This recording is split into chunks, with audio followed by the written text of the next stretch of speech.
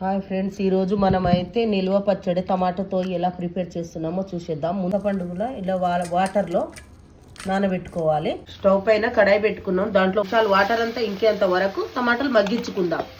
టమాటా అయితే ఇంకా మగ్గింది కదా, సగా చింతపండు వేసుకుంటున్నాము. కొద్దిగా పసుపు మిక్సీ జార్లు వేసుకొని గ్రైండ్ చేసుకుందాం. కడాయి పెట్టుకొని దాంట్లో ఆయిల్ పోసుకుందాం.